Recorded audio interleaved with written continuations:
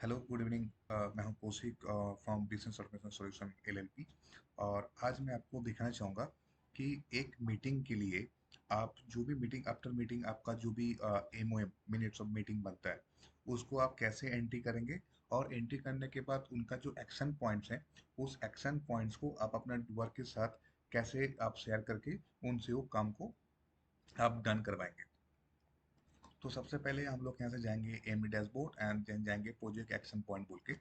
इसमें जाने के बाद हमको एक HTML पेज ओपन होगा जिसमें हम आपको ये दिखाने वाले हैं कि इसमें आप अपना कैसे सारे डिटेल्स को फिलअप करते हुए आप अपना मिनट्स ऑफ मीटिंग को डाल सकते हैं। एंड उस मीटिंग पे जो भी आपका एक्शन पॉइंट्स आपको आएगा उस एक्शन पॉइंट्स को आप डूअर तक कैसे अलाइन करेंगे और उनको काम को कैसे असाइन करेंगे। असाइन करने के बाद उस काम को डूअर ने कैसे अपने डैशबोर्ड से उसको कंप्लीट करेगा।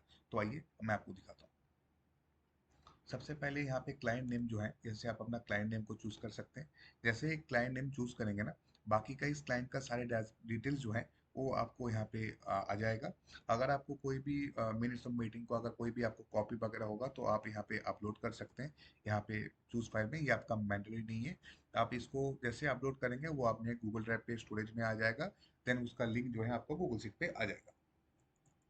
और आप अपना यहाँ पे एक्शन पॉइंट्स को लिख सकते हैं। जैसे मान लीजिए मैं जैसे एक डमी के लिए एंट्री कर रहा हूँ, टास्क 1, तो नंबर आपका हो गया टास्क 2, थर्ड हो गया आपका टास्क 3, फोर्थ हो गया आपका टास्क 4। ये मान लीजिए हमारे पास 4 एक्शन पॉइंट बन गया। आप ये एक्शन पॉइंट जो है इसको मैं कैसे डूबर के साथ या जो भी काम हो सकता है कि चाहे कोई भी काम आपका डूबर से लेना हो सकता है कुछ भी काम आपका क्लाइंट से आपको कंप्लीट करना हो, तो ये कैसे हम लोग कर सकते हैं। तो यहाँ पे ऐड आइटम जैसे ही करेंगे, सबसे पहले हमको स्टेज आएगा। जैसे इस पर्टिकुलर प्रोजेक्ट में आपको प्रोजेक्ट प्लानिंग होना चाहिए, डिजाइन होना चाहिए, आपका ड्राइंग होना चाहिए, एग्जीक्यूशन होना चाहिए। अभी जो हमारे पास जो एक्शन पॉइंट आया, इस पर्टिकुलर 4 स्टेज में कौन से पॉइंट्स में आपको क्या क्या काम करना पड़ेगा। जैसे प्रोजेक्ट प्लानिंग पे, जैसे मान लीजिए प्रोजेक्ट प्लानिंग पे हमको टास्क 1 करना होगा। ठीक है, ये हमारे काम जो है GCI से होगा। जैसे मैं अपना कंपनी का नाम दूंगा तो उसमें ऑटोमेटिक हमारे जो डूअर हैं उनके नाम यहाँ पे आ जाएगा। जैसे मान लीजिए इसका नाम डाल दिया मैंने रोहन का काम। अब ये रोहन का जो ड्यू डेट होगा वो मान लीजिए मेरे को 31 तारीख तक उनको मेरे को काम देना है। फिर मैंने सेम प्रोजेक्ट प्लानिंग के अंदर ही जो टास्क 1 है उनका एक काम हमको करना है फ्रॉम क्लाइंट से। अगर मैं कोई भी यहाँ पे क्लाइंट दूंगा तो क्लाइंट के लिए हमारी डुबा का किसी का नाम नहीं आएगा। ठीक है, तो इसके लिए हमको जैसे कोई भी नाम नहीं आएगा तो मैं इनका सीधा यहाँ पे डेट डाल दूंगा और फिर से मैं यहाँ पे ऐड करूंगा। फिर मान लीजिए मैं यहाँ पे जाके प्रोजेक्ट प्लानिंग पे टास्क 1B डालूंगा। फिर मैं यहाँ पे अपना GCI डालूंगा, यहाँ पे अपना डुअर का नेम आ जाएगा। फिर मैं डुअर का नाम पे यहाँ पे डेट डाल दूंगा एंड मैं इसको सबमिट कर दूंगा। जैसे मैं इसको सबमिट करूंगा यहाँ पे मेरा एक लोडिंग होके डेटा मेरा सेव हो गया। सेव कहाँ पे हो रहा है मेरा ये डेटा, मेरा डेटा सेव हो रहा है सेव डेटा पे। आप देखिएगा यहाँ पे मेरा काम जो है, मैंने जो डेटा डाले थे वो डेटा मेरे पास यहाँ पे आ गया। ठीक है ना। तो मैंने 3 काम डाले थे, दो एक क्लाइंट का और दो हमारे ऑफिस में इन हाउस में।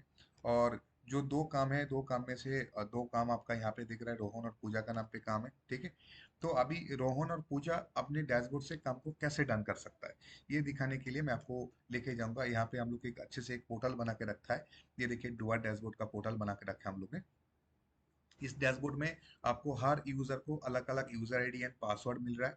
वो अपने यूजर आईडी और पासवर्ड से जाके आप अपना पोर्टल को लॉगिन कर सकता है। जो लॉगिन करेगा उनको उनका ही काम सिर्फ दिखाई देगा। ठीक है, आ जाइए मैं आपको रोहन का यूजर आईडी से लॉगिन करके मैं दिखाता हूँ। जैसे रोहन का यूजर आईडी ये रहा।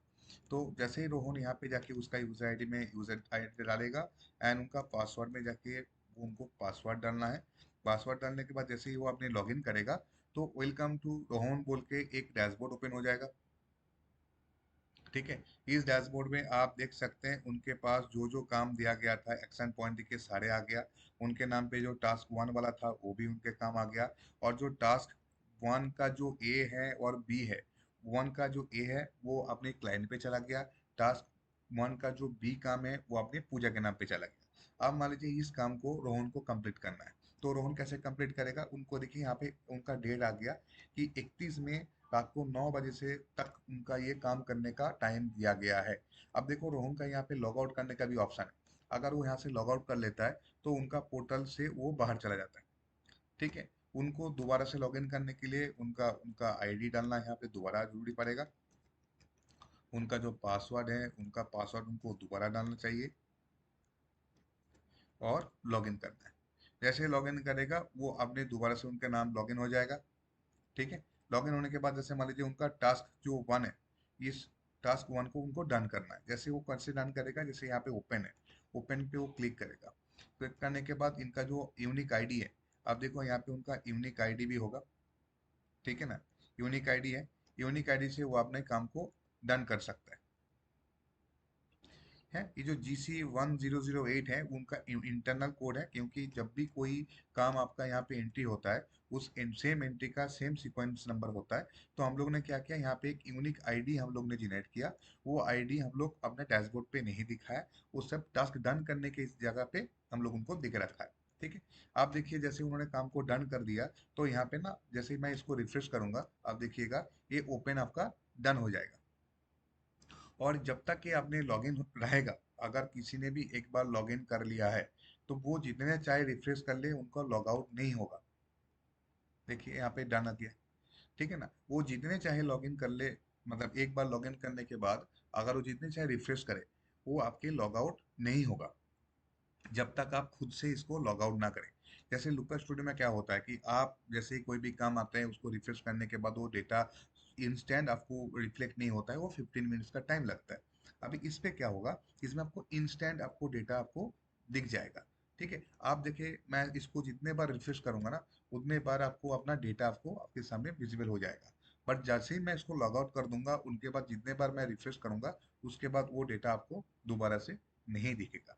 तो ये वाला जो आपका मैंने दिखा है ये सेम चीज मैंने आपका एफएमएस का डैशबोर्ड, चेकलिस्ट का डैशबोर्ड, डेलीगेशन का डैशबोर्ड, जितने हम लोग एफएमएस बनाया वो सारे एफएमएस का डैशबोर्ड पे ये चीज को हम लागू कर सकते हैं, इम्प्लीमेंट कर सकते हैं। ठीक है, आपको मैं दिखा देता हूँ, इसको मैं अगर लॉग आउट कर दूं तो देखिए लॉग आउट हो गया। देन मैं इसको जितने चाहे मैं रिफ्रेश करूँ वो पुराना डेटा आपके पास नहीं आ जाएगा, क्योंकि हमारे सिस्टम के थ्रू उसको हम लोग बैकएंड में उनको बोल दिया कि भाई ये लॉग आउट हो गया। लॉग आउट होने के बाद उनका दोबारा डेटा उनके सामने विजिबल नहीं होगा। तो आप इस एप्लीकेशन को देखिए, अगर आपको अच्छा लगे आप please like share comment subscribe कीजिएगा। ठीक है, अगर किसी को ये एप्लीकेशन को रिक्वायरमेंट है तो प्लीज़ नीचे दिया हुआ नंबर पे कांटेक्ट कीजिएगा और मैं आपके लिए हमेशा हाजिर हूँ। Thank you.